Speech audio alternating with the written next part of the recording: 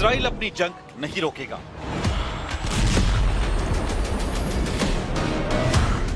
वो युद्ध को सबसे प्रचंड लेवल पर लेकर जाएगा।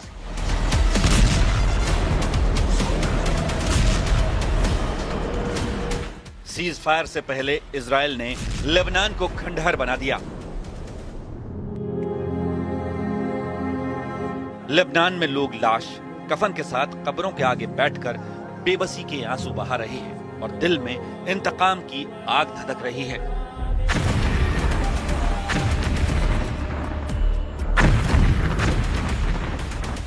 लेबनान से युद्ध विराम पर दूसरे दौर की बातचीत से पहले इजराइल ने सबसे खूंखार ऑपरेशन शुरू कर दिया है। इजराइल को हिजबुल्लाह के सफाई से पहले नईम कासिम का सिर चाहिए।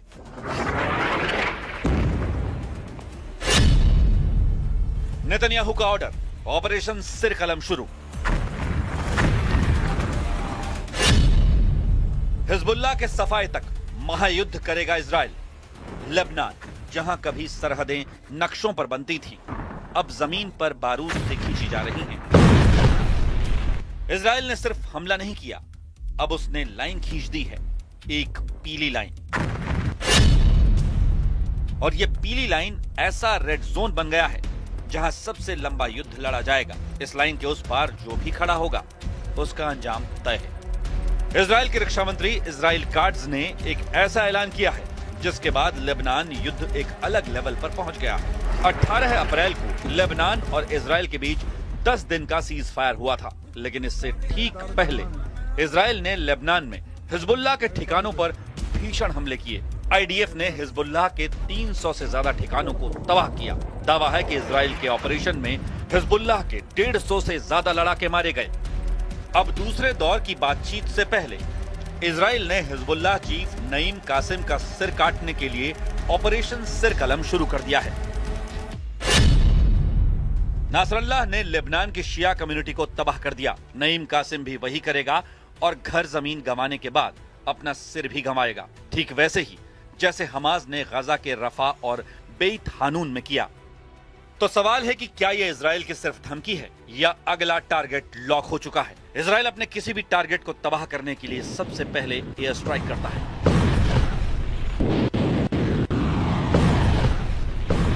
फिर ग्राउंड ऑपरेशन को लॉन्च करता है और इसके बाद स्पेशल ऑपरेशन को अंजाम देने के लिए स्पेशल फोर्सेस से रेड करता है।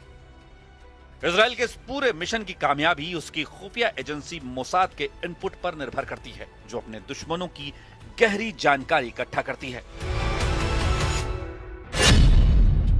तो क्या नईम कासिम का सिर कलम करने के लिए इजराइल 2024 के नासरल्लाह मॉडल का सहारा लेगा? नईम कासिम के पहले हसन नसरल्लाह हिजबुल्लाह चीफ था। इसे खत्म करने के लिए मोसाद ने हसन नसरल्लाह की रियल टाइम लोकेशन इकट्ठा की, पता लगाया कि वो किस बंकर में छिपा है, उसकी मीटिंग की टाइमिंग क्या है, उसके बॉडीगार्ड और कम्युनिकेशन नेटवर्क क्या है। इसके बाद टारगेट पर एक साथ सैकड़ों बम गिरा दिए।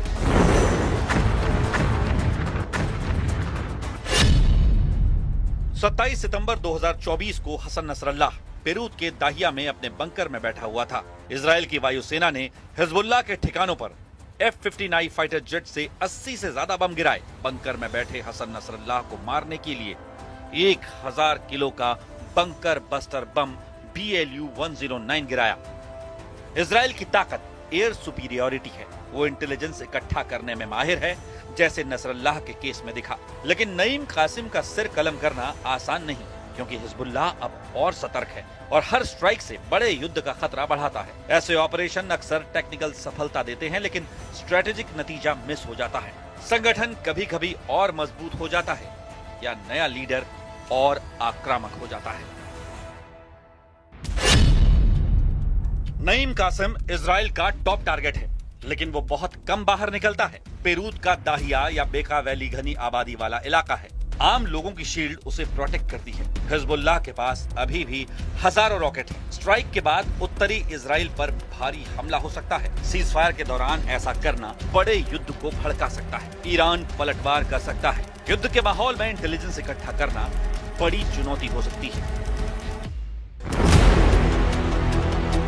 सीज फायर कागजों पर भले लागू हो चुका है, लेकिन जमीन पर दर्द अभी भी जिंदा है।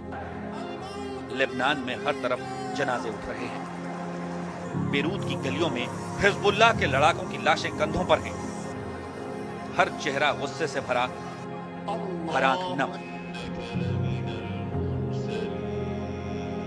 ये सिर्फ अंतिम संस्कार नहीं, ये आने वाले इंतकाम की खामोश कसम है।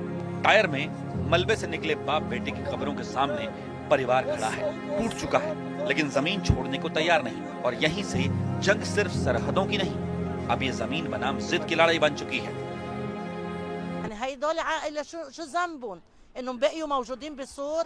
هيدا ذنبنا انه بقينا نحن ما بدنا نطلع من ارضنا هي عرضنا وهي كرامتنا. شو ذنبهم لحتى تيجي اسرائيل تيجي تقصفهم باخر دقيقة؟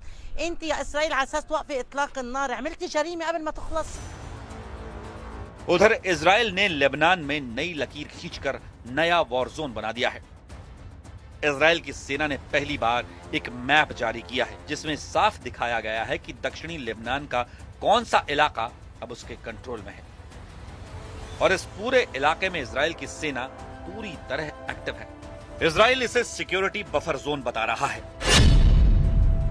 यह इलाका पश्चिम में अल नकोरा से शुरू होकर उत्तर पूर्व में खियाम तक जाता है। पूर्व पश्चिम दिशा में ये लितानी नदी को कुछ जगहों पर पार करता है। मतलब करीब 8-10 किलोमीटर एरिया को इजराइल ने लेबनान में बफर जोन बना दिया है। नकूरा और खियाम के बीच पयाडा, एताल शाब, बिन जबील, टोलाइन, बेत लेव और नबातिये जैसे बड़े शहर हैं।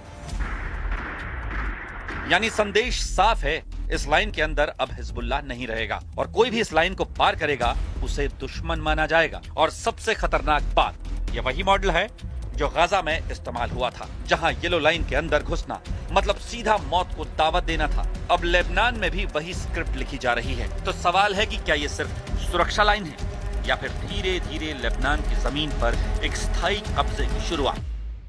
מעומק רצועת עזה ועד כתר החרמון, וטייסינו שולטים בשמי האזור כהוכחה ניצחת לעליונות שלנו על הציר האיראני.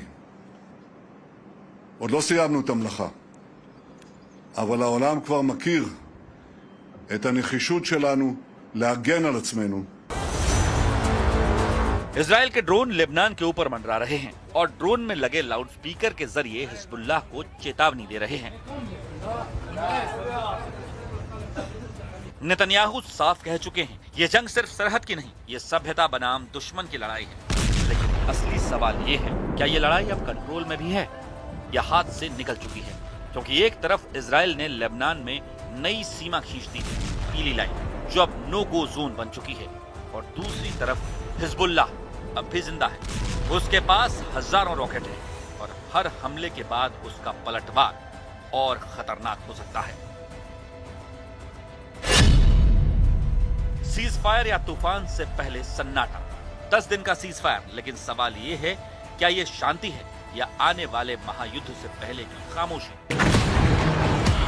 क्योंकि जमीन पर बफर जोन बन चुका है, टारगेट लिस्ट तैयार है और बयान अब सीधी धमकी में बदल चुके हैं। तो सवाल अब सीधा है, क्या इजराइल सच में सिर कलम मिशन पर उतर चुका है? क्या लेबनान की जमीन पर स्थायी कब्जे की शुरुआत हो चुकी है? और क्या ये पीली लाइन पूरे मिडिल ईस्ट की सबसे खतरनाक रेड लाइन बनने वाली है? क्योंकि अब ये जंग सिर्फ मिसाइलों की नहीं, ये जंग नक्शों को बदलने की है।